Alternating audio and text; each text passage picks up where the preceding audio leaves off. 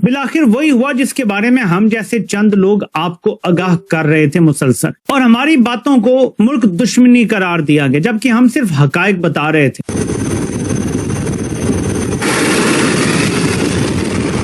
भारत ने समंदर की लहरों के ऊपर अपनी स्वदेशी शक्ति का ऐसा प्रदर्शन किया जिसकी गूंज सरहद पार सुनाई दे रही है। इंडिया का है जो defence research and development organisation है, उन्होंने भी एक तजर्बा किया, वो भी बड़ा डेंजरस तजर्बा। ये भारतीय जंगी जुनून और पाकिस्तान की पोजीशन इस पे क्या है, हमारे पास क्या जवाब? हम कर नहीं सकते। अब तो हम कह सकते हैं ना, वी मस्ट एडमिट, इतने गवर्नमेंट्स नहीं कर सकते हैं कि ये नाकाबिल है, हम काबिल नहीं है करने के लिए। लॉन्ग टर्म के लिए खेल रहे हैं और हम सिर्फ और सिर्फ जर्नैल अपनी 2 साल 3 साल की पोस्टिंग के लिए खेल रहे हैं। सिर्फ ये हुकूमत कैसे चल रही है जी, ट्रंप को अच्छा कह दिया, ट्रंप की तारीफ कर दी, ट्रंप की थोड़ी सी जो है ना वो अवभगत करके थोड़ा सा ले लिया जी, फेवरेट फील्ड मार्शल, फेवरेट अर्दिली, ऐसी बात कर दी और बस ऐसे चल रहे हैं। मुल्क का बेड़ा गर्क कर दिया इन लोगों ने। भारतीय defence research and development organisation ने सॉल्वो लॉन्च जो है वो किया है, naval antiship missile short range, India के जो नेवी हेलीकॉप्टर प्लेटफॉर्म्स है वहां से। लेकिन उनकी तरफ से मसला ये आ रहा है कि उनकी तरफ से जो सिग्नल है वो बड़ा डेंजरस है पाकिस्तान के लिए। बहुत बड़ा स्टेप है ये और बहुत बड़ी अचीवमेंट है इंडिया की। 4 surface to surface BrahMos missile आए और जैसे पहला आया वो जूम करके ऊपर से दूसरा आया, फिर तीसरा आया, फिर चौथा आया, जो कि अनफॉर्चुनेटली बुलारी में डायरेक्टली आके एक हैंगर पे लगा जहां पे एक हमारा एवैक्स खड़ा था। ये आपको तबाह करेंगे, ये करना ये चाहते हैं। इंडिया ने एक नेवल एंटीशिप मिसाइल जो है उसका तजर्बा किया है नेवी हेलीकॉप्टर से बे ऑफ बंगाल के अंदर।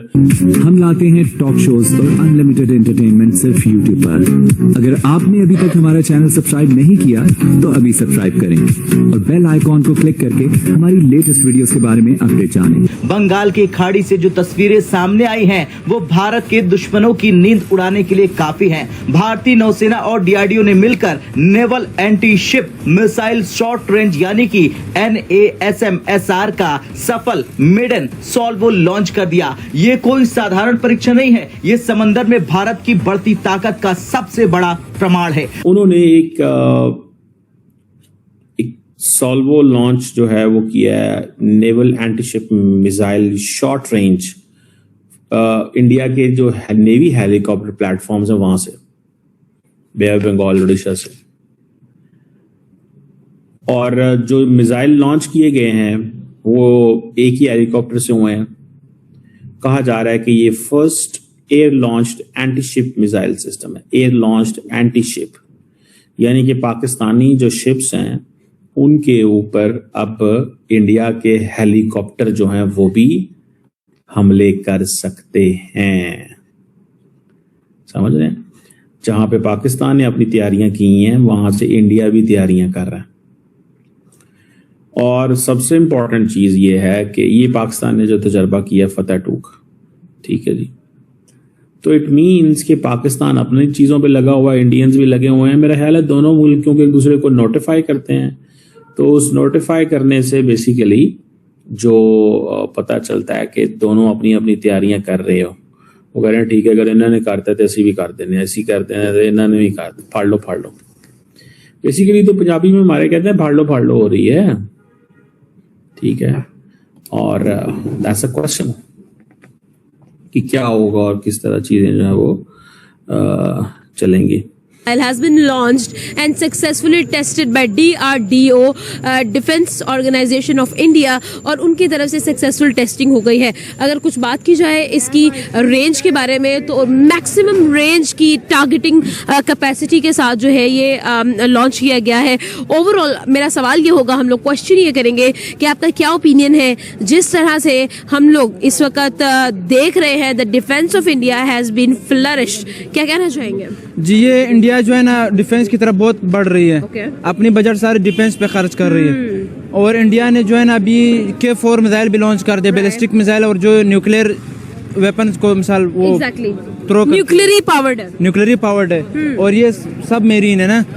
तो ये इंडिया जो है ना ये अभी सबसे बड़ा दुश्मन तो पाकिस्तान इंडिया का, और चाइना भी दुश्मन है। चाइना के पास चूंकि मिसाइल पहले से था, अब इंडिया ने ये लॉन्च कर दिया है। अब अगर इंडिया इसमें सक्सेसफुली हो जाती है, बिल्कुल कामयाब हो जाती है ना, तो इससे तो इंडिया की डिफेंस को बहुत मिसाल स्ट्रॉन्ग करेगा। बात यहाँ पर है टेक्नोलॉजी को हासिल कर लेने की, और किसी भी टेक्नोलॉजी के अंदर जो है वो टेस्टिंग कर लेने की, और वो चीज़ अचीव कर लेने की, और वो चीज़ इंडिया अचीव कर चुका है। देखिए, एक तरफ होता है two types of ballistic missiles, एक जो कि सबमरीन से ऑपरेट हो और एक जो लैंड से ऑपरेट हो। सबमरीन की जो क्वालिटी है, सबमरीन लॉन्च्ड जो बैलिस्टिक मिसाइल है, वो बहुत कम कंट्रीज के पास जो है वो अवेलेबल है। एंड नाउ इंडिया ने सक्सेसफुली टेस्टिंग कर ली है, इंडिया भी उसमें इंक्लूड हो गया है। ये आपको क्या लगता है, क्या ये एक छोटी अकम्पलिशमेंट नहीं है? क्योंकि लड़ाई की बात बाद में आती है, पहले टेक्नोलॉजी की बात। पाकिस्तान के पास भी बहुत टेक्नोलॉजी है। पाकिस्तानी आर्मी सिर्फ दिखाना नहीं चाहती, हालांकि जैसे हम इंडिया जो है हमारे साथ टेक्नोलॉजी का मुकाबला करेगी, पाकिस्तान तो उनको पीछे छोड़ देगा।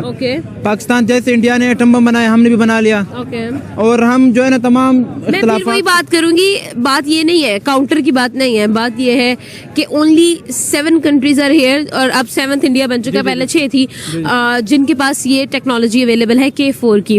अगर देखा जाए तो इंडिया ने इस चीज के अंदर बहुत काम किया है। पहले एक ब्रह्मोस मिसाइल आया, फिर एक अग्नि मिसाइल आया, फिर अब जो है उन्होंने K4 का जो है वो लॉन्चिंग टेस्टिंग स्टार्ट कर दी हुई है, और ये अभी से उन्होंने काम नहीं शुरू किया। मैंने चूंकि मैं इन खबरों के साथ काफी लिंक्ड रहती हूँ, तो ये अराउंड पिछले कोई 3 सालों से इस पर वर्किंग जारी थी। 8 महीने से ऑफिशियल न्यूज आना स्टार्ट हुई है। डॉक्टर साहब, इंपॉर्टेंट डेवलपमेंट हो रही है साउथ एशिया के अंदर। इंडिया ने एक नेवल एंटीशिप मिसाइल जो है उसका तजर्बा किया है नेवी हेलीकॉप्टर से बे ऑफ बंगाल के अंदर। पाकिस्तान ने फतह 2 मिसाइल का तजर्बा कर दिया है।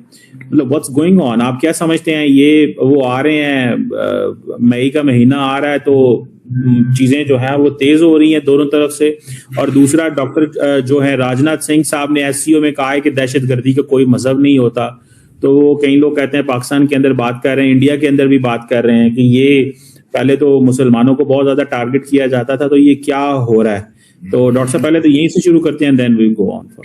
तो जो टेस्टिंग हो रही है, a lot of it is domestic consumption के लिए है, posturing के लिए है एक तरह से। So अगर आप नोटिस करें कि there is an asymmetry in the tests, जो आपका वो जो मिसाइल जो टेस्ट किए है आपने, क्या नाम है उसका, अल-फतह 2, तो वो 400 किलोमीटर की रेंज है, and it is suppose to go S-400 के खिलाफ, it is suppose to target S-400 के खिलाफ। इंडिया ने अभी अनाउंस किया कि वो शायद 2 या 3 और S-400 खरीदेंगे रशिया से। ये कहा गया मेरा ख्याल है S-400 भी। तो बिकॉज देखिए, जो ऑपरेशन सिंदूर में जो MVP था वो S-400 था।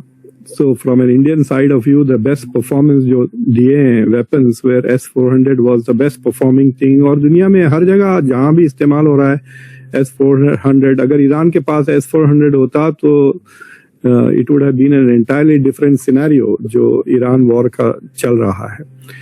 तो पाकिस्तान का जो वेपन्स है, they are targeting India, लेकिन इंडिया की जो नई टेस्ट कर रहे हैं, it is an anti navy naval weapon है वो, that is an anti China.